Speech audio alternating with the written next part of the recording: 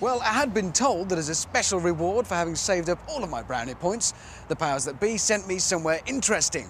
So I'm here, north of Birmingham, and as yet, I've seen nothing interesting.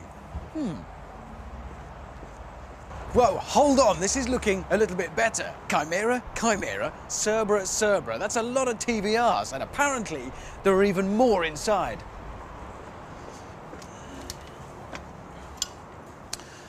They're Britain's biggest car manufacturer. Now, who'd have thought it? And it's not often that you get in one place this many cars from one manufacturer. We are in TVR heaven. So let's start with this, the Chimera, the car that sold the best for TVR and really put the company on the map. This example is a 4.5 litre, a V8, of course, what else? And it's flanked on either side by the 4 litre, hardly diminutive, and then at the very top, if you want to go completely nuts, there's a 5 litre V8. And it's not half bad on the inside either. The customary slaughter of an entire herd of cows has taken place to create this beautiful atmosphere in here. Hand-stitched leather absolutely everywhere, which you would pretty much expect in a car like this. And the thing that hits you is the custom feel to it, the fact that it feels like a quality interior. And that's largely helped by the fact that there's none of this nonsense of having switchgear that might have come from any run-of-the-mill family hatchback. In here, everything has been specially designed for the Chimera from the very start, and it works. There's sense in doing that. That's what gives it the quality feel. It's actually still, in many ways, the most practical TVR. There's an enormous boot back there. The hood stows neatly and conveniently. There's quite a lot of stowage space in here for all your kit, and there's plenty of legroom to stretch out. Admittedly, you can only get 2 people in it. But then, this is a sports car. What do you expect? And there are some nice touches, such as this. Hold on, darling, I'll just open your door for you.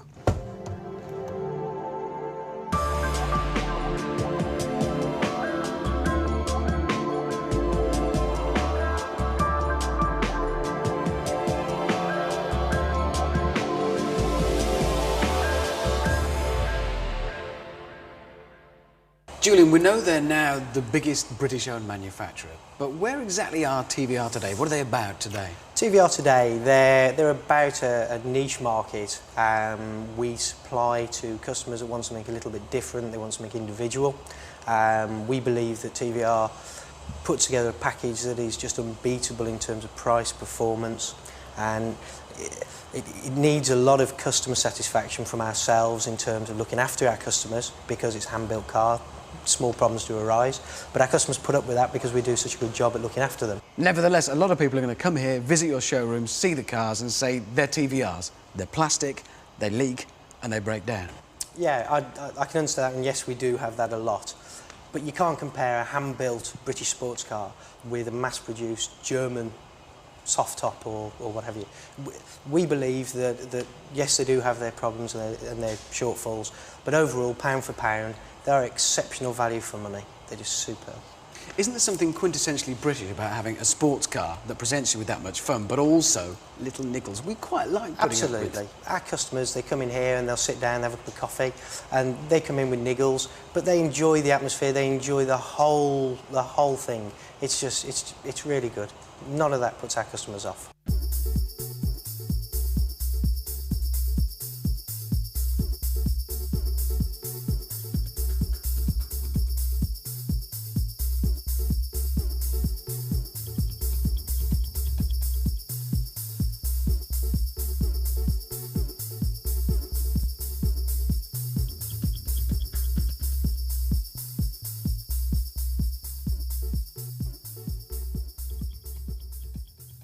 Well, we've got everything in here, from Griffiths, Chimeras, right up to date with one of the latest cars from TVR, the mighty Cerbera.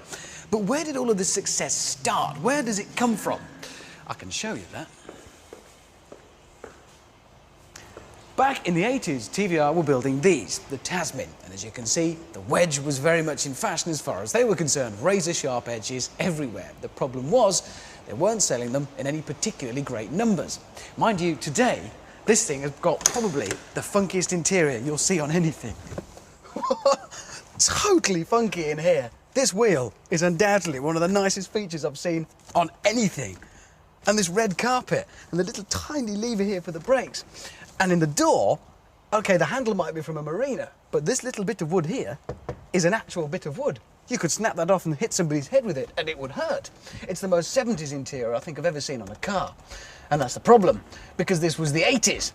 That's not good news. When Peter Wheeler came along, he had something to say about that.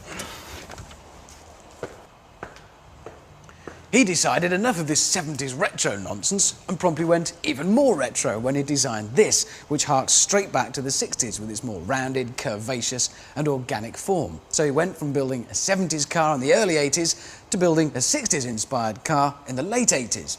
And then at the very beginning of the 1990s, things really took off. And they did so with this.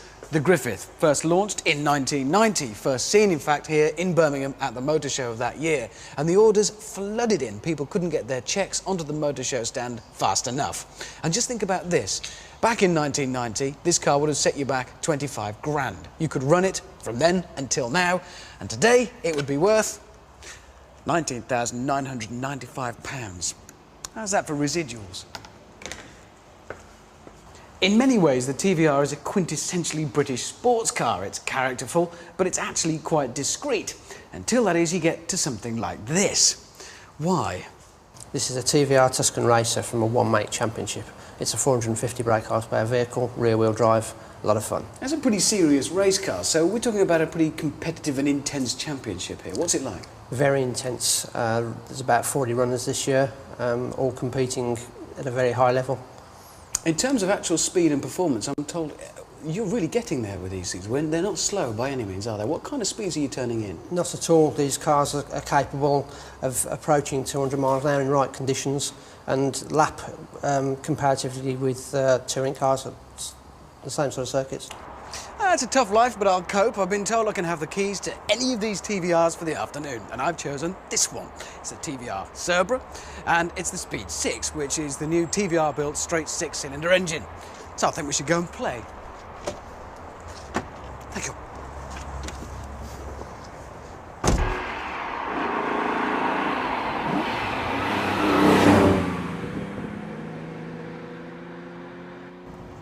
If it's outright performance you want from your TVR, then the Cerbera is undoubtedly the ultimate. You can tell that straight away because it's got a proper roof, it's not a ragtop. That adds to the structural stiffness of the car.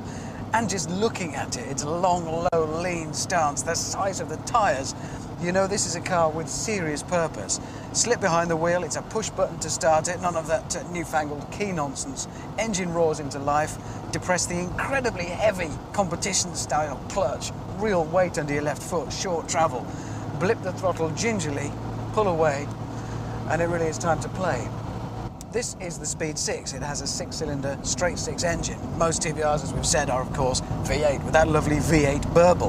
This has a noise all of its own. It's more of just a full-on, absolutely glorious bellow. It's a 4-litre engine, TVR's own. How many manufacturers of the size of TVR can boast making their own range of engines?